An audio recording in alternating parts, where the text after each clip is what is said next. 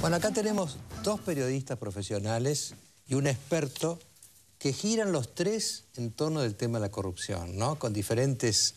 Podríamos haber traído muchos más periodistas, los decimos a ustedes, pero hay muchos libros que se han escrito en la Argentina en los últimos tiempos sobre la corrupción, sobre casos tremendos de corrupción. En verdad, el de Emilia Delfino, que escribió con Rodrigo Alegre, este libro lo voy a mostrar acá. Este aparece el 1 de octubre. Exactamente. Dentro de una semana. El sábado que viene. Bueno, este libro es realmente, yo le decía a Emilia, es escalofriante, porque es el triple crimen de Gal Rodríguez, ¿no? Y todo lo que llevó ese triple crimen, cómo empezó con la mafia de los medicamentos, el tema de recaudación para la campaña acá, en fin, una cantidad de cosas que se fueron entrelazando y terminaron con 3 personas muertas. Sí. En General Rodríguez, ¿no? Se llama La Ejecución, ¿no? Después, Francisco Olivera, es un periodista de investigación, que también con Cabot escribió, bueno, ese libro que lo comentamos acá en este programa hace un tiempo, Hablen con Julio. Julio, obviamente, no es Julio Grondona, aunque podrían hablar con Julio Grondona también por ahí, ¿no? Hablen con Julio. Y bueno, también una cantidad de cosas. Y el tercer invitado que tenemos acá, que es Carlos Manfroni, yo no sé cómo presentarlo. Usted es un experto en realidad en corrupción. En anticorrupción. En está bien, hace bien decírmelo. Claro, porque, ¿no? Porque a ver si todavía le preguntan cómo se hace, ¿no? No, creo que ya lo saben. Ya lo saben, sí. Y bueno, y sobre el tema de la corrupción en Argentina, porque a mí a los tres me gustaría plantearle esta incógnita que yo tengo.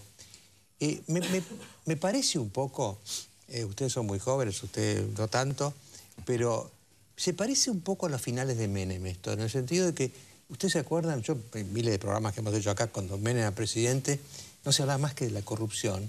Y Menem ganó la reelección en el 95, con el 50% de los votos, como si la gente... Yo no sé qué pasa con la gente, o no nos creen cuando hablamos de corrupción, o creen que va a ser igual, que denunciemos al que denunciemos, al final la gente no va a ir presa, y la corrupción va a seguir, sea quien fuere que esté en el gobierno. Hay una especie de descreimiento, pero es raro, ¿no? Ver que, por un lado, se multiplican las denuncias de corrupción fundadas, porque este libro, por ejemplo, es muy sólido, ¿no? El libro suyo también, y otros que podríamos haber traído acá, por ejemplo, el Lavieri, ¿no es cierto?, que también acaba de aparecer sobre el recaudador con K, sobre Jaime, en fin, está lleno de libros, ¿no? El libro de Francisco es Hablen con Julio. Hablen con Julio. Hable con Julio. Hablen con Julio. ¿Quiere que se lo solucione algo? Bueno, ¿qué le parece? ¿Lo llamamos a Julio? A mí lo que me parece... Sí, hay una frase que en la Unión Industrial Argentina le atribuyen a Corach en los 90, que él decía, mientras haya crecimiento, la corrupción no paga un costo, ¿no? Y me parece que esto se podría aplicar ahora. En el 95, como usted decía, Menem gana después de la valija de Amira Yoma.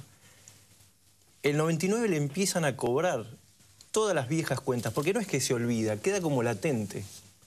Pero se cobra cuando... Queda como cajoneado. Pero no es que se olvide completamente. Vuelve cuando Menem venía de 2 años de recesión en el 99. Entonces es como que el votante tiene esa memoria y por ahí lo administra y lo cobra cuando llega el momento. Cuando llega el momento. Ahora, ¿eso no nos hace un poco una sociedad como demasiado pendiente del bolsillo? Porque entonces, cuando el bolsillo está gordo, nos olvidamos. Cuando el bolsillo empieza a adelgazar, nos acordamos. Bueno, sí. Uno puede rechazar la corrupción por 2 motivos. O por una fuerte convicción moral, cosa que acá por diversas cuestiones no es un argumento que pese, desgraciadamente, o porque es consciente del daño enorme que provoca. El problema es que la gente no es consciente del daño enorme que provoca. En general, el público considera que la corrupción es un 10% de sobornos que se cargan a los precios y que en definitiva se diluye en la masa de todo lo que paga el Estado, y bueno, pagaremos unos pesitos más a fin de año de impuestos, pero mientras, más o menos, mientras el gobierno haga cosas, pagar unos pesos más de impuestos no importa. Pero la realidad es que ese es el costo mínimo de la corrupción.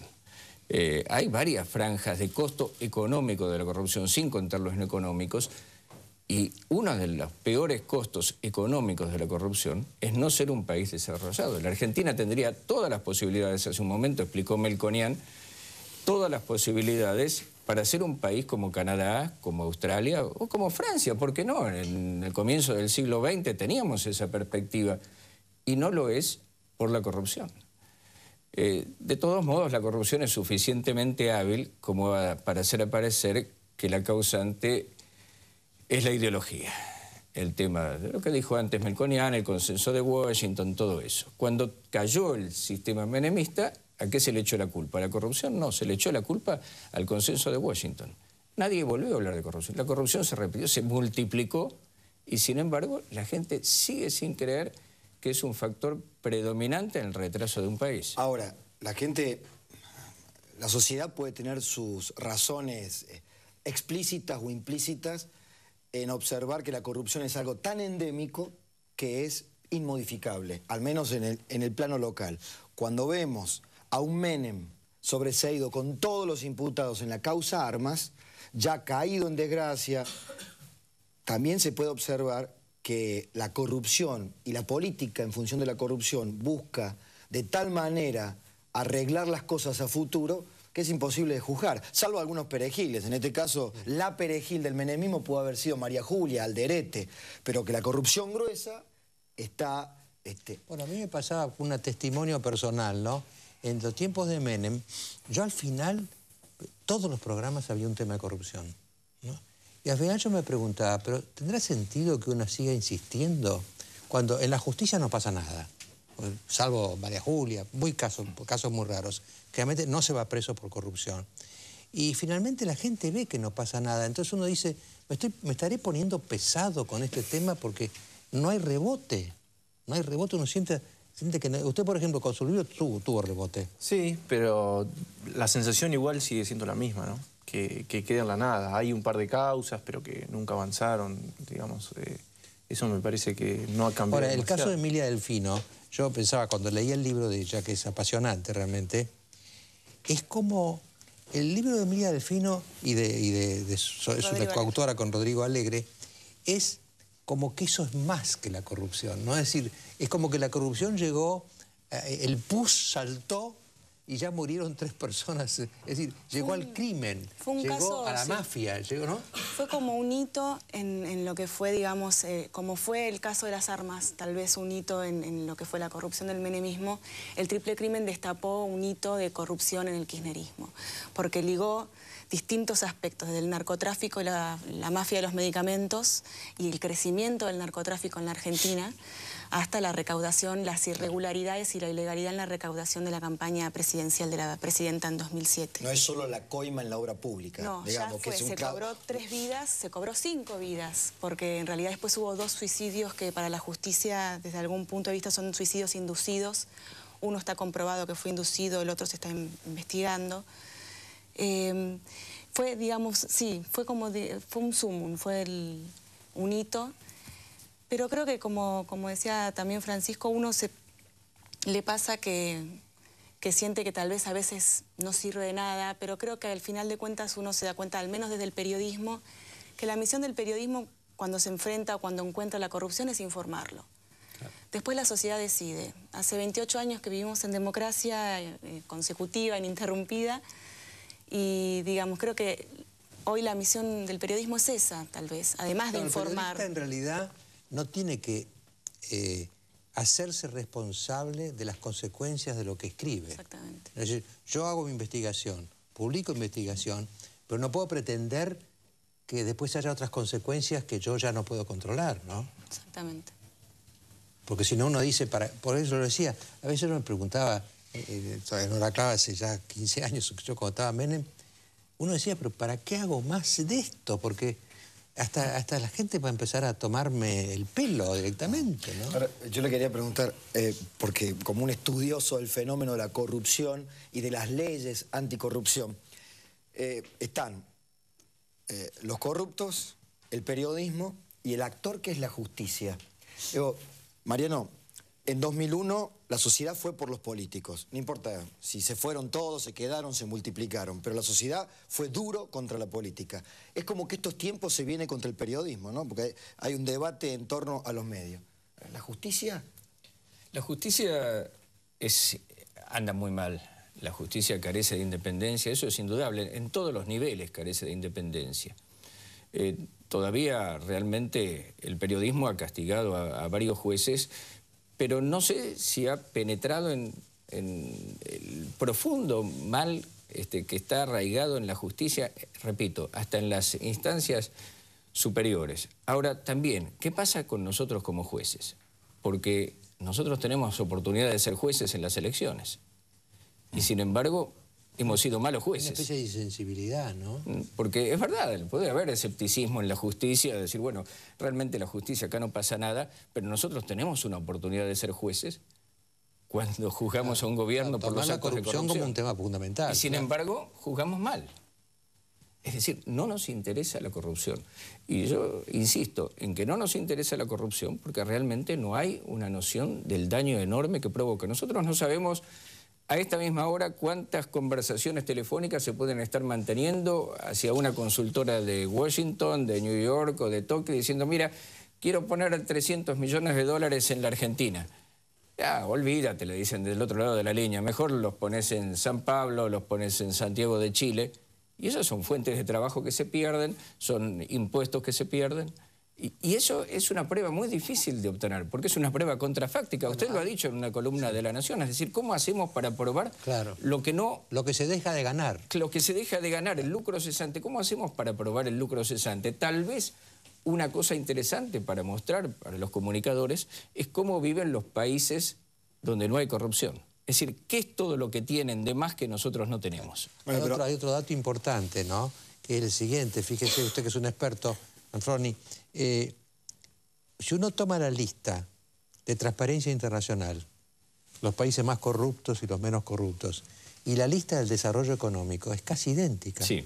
Los más corruptos son los que menos desarrollo tienen. Sí. Es casi matemático. Es así, pero mire, hay un estudio, cuando empezó la globalización, uno ve las exportaciones globales, las inversiones extranjeras directas, bueno, los flujos de capital. En teoría, usted veía ese cuadro económico y decía, los países subdesarrollados son los grandes beneficiarios de la globalización. Y sin embargo, eso no ocurrió. Es decir, ¿por qué esto no ocurrió si en el cuadro yo estoy viendo que, en definitiva, todos los números de la globalización están favoreciendo a los países subdesarrollados? Alguien se quedó con el vuelto por el camino y ese alguien es la corrupción. Ahora, Francisco convive por oficio, por profesión, con empresarios permanentemente. Habla, los conoce, le saca radiografía. Es lo más interesante porque son los que pagan las coimas, ¿no? Ahí está, a eso iba. Es lo que decía acá González Fraga el otro día. Hace falta dos para variar el tango, ¿no? Ahí está. Y siempre existe también el argumento de, bueno, yo soy un accionista y tengo 200 familias a cargo, que creo que es un argumento que puede ser válido, pero con ese argumento no lo paramos más, ¿no? Lo mismo podría decir Pablo Escobar en su momento, digamos. Claro, sí. Siempre hay tanta gente que depende de mí. Claro. Entonces, pero es cierto que en general en gobiernos propensos a la corrupción, con gobiernos propensos a la corrupción, conviven establishment también propensos, ¿no? Acostumbrados a las reglas de juego. El otro argumento es, nosotros no fijamos las reglas de juego, apenas nos acomodamos a ellas. No puedo, si no, no puedo trabajar. Bueno, porque la lógica es esta, ¿no? Usted póngale que usted es un empresario hasta ese momento no corrupto, ¿no? Vienen y lo aprietan diciéndole, mira, si no pagás el tanto por ciento de esto, te va a venir un inspector municipal y va a descubrir que hay ratas en tu laboratorio, ¿no? Entonces, en ese momento a uno lo someten a una extorsión. En ese momento una persona es víctima. Cuando afloja, se convierte en cómplice, ¿no? Y a su vez, por ahí, cuando viene otro funcionario, también lo trata de corromper. Es decir, la corrupción es contagiosa. Es como una serie de eslabones que se van conectando, ¿no? Sí. Y quizá marca una sociedad. Por ejemplo, la sociedad argentina, sin ser corruptos, ¿no somos como, digamos, indiferentes a la corrupción? Sí, corrupción también hay. El problema es que en la Argentina nosotros tendemos a creer que tenemos que ser honestos mientras no haya que pagar un costo. Mientras no haya que pagar un costo, está bien, yo soy honesto. Bueno, ya el que sin pagar un costo es corrupto, no tiene remedio. Totalmente no tiene remedio. Ahora, en cuanto hay que pagar un costo, bueno, no, ahí ya se justifica que yo cometa... No. Y este es el problema. Estamos convencidos de que no tenemos que pagar ningún costo. Es un problema grave, es un problema filosófico antes que político y económico. Es decir, el creer que no hay que pagar costos. No, y después otra cosa, supongamos un empresario que se resiste a una extorsión, después también tiene que pagar un costo por haberse resistido, por no haber entrado en la rueda. Por supuesto. Sí, sobran los ejemplos de casos de que han tenido que pagar, incluso, como usted decía recién, ¿no? Inspecciones. Entonces, por eso digo que es atendible también esa excusa, ¿no? Porque es todo un sistema. Bueno, pero fíjate con esto de ir engarzando las excusas. Pensaba en Ollarvide con la causa Joclender, pensaba desde el punto de vista de la dependencia política y la falta de independencia. Pensaba en el juez Ariel Lijo, que tiene que, después va a estar Claudia Rucci, tratar el tema del asesinato de José Ignacio Rucci. Pensaba en los jueces que le toman el tiempo electoral. Están esperando que los jueces, de lo que son los ciudadanos, dictaminen si les importa o no. Entonces, ¿quién se va...? A ver, ¿qué juez va a decir? Yo voy a mover una causa contra la corrupción, contra viento y marea. ¿Con qué apoyo? ¿El apoyo de quiénes? ¿De los empresarios? ¿El apoyo de la sociedad? ¿No? Entonces, el huevo y la gallina, todos van a tener excusas para no ser luchadores contra la corrupción. No sé, Emilia, en el caso del triple crimen allí. En el caso del triple crimen hay un fiscal que es Juan Ignacio Bidón, es el fiscal de Mercedes, que tomó la investigación un año después de que cometidos los crímenes, porque antes estaba bajo investigación de otra fiscal. Y el fiscal Bidón tuvo muchos esfuerzos y la verdad que hizo una investigación que intenta llegar hasta donde se puede dentro de la cadena de responsabilidades. ¿El fiscal? El fiscal. El fiscal fue el que instruyó la causa, entonces fue el que estuvo sumando la investigación. Pero tuvo una serie de problemas cuando la causa llegó a la Cámara de Apelaciones y le liberaron a 2 de los detenidos. Le dictaron falta de mérito a 2 de los detenidos, de los principales detenidos sospechosos de ser los autores del crimen, porque consideraban que el fiscal no había presentado pruebas suficientes, cuando las pruebas eran técnicas pero contundentes. ¿Sabés qué me hace acordar a eso, Mariano? Al fiscal que se fue lívido, pálido, después de la resolución sobre la causa Armas. Dijo, yo estuve durante 14 años, no sé cuántos años, acusando a 19 personas que no tenían nada que ver, ¿no? Por eso también vale la salvedad de que la justicia o los jueces, hay fiscales que deciden investigar. Dentro de la justicia hay muchísima gente honorable que hace lo que puede, pero como decían muy bien ustedes, es el sistema el que no funciona. Sí, también la clase política. Dilma Rousseff se acaba de desprender de 5 funcionarios. Exacto. También 5 es un ministros. sistema, ¿no? Ahora, usted dígame una cosa, Emilia, en esta investigación que usted hizo, ¿qué le llamó más la atención? Porque realmente es una cosa horrible. ¿Cuál rasgo del triple crimen, y como dice usted que hay triple crimen más 2 suicidios, le llamó más la atención? Yo creo que lo que más nos llamó la atención cuando lo hicimos, cuando fuimos conociendo más a los personajes, porque el caso lo veníamos siguiendo en nuestro trabajo diario, pero ya involucrarse en una investigación de un libro es ya meterse a investigar la vida de las personas involucradas. Y creo que lo que más me llamó la atención es la cantidad de jóvenes que por ambición eran capaces de meterse con las personas equivocadas y arriesgar su vida, la vida de sus familias, todo por la ambición. Y eso tiene mucho que ver con la corrupción, porque al fin y al cabo parece que lo que motoriza, digamos, la corrupción siempre es la ambición desmedida, ¿no? Y en este caso la ambición económica. La ambición económica, exactamente, digámoslo. Era el dinero. Y gente joven, uno siempre tal vez lo asocia a los políticos, a los poderosos, eran empresarios que estaban empezando, algunos ni siquiera eran empresarios, eran empleados, que por la ambición desmedida arriesgaron todo y terminaron ejecutados, ¿no? Como a veces las ejecuciones similares a las que escuchamos que pasan en México entre los carteles de droga, digamos, algo que acá no...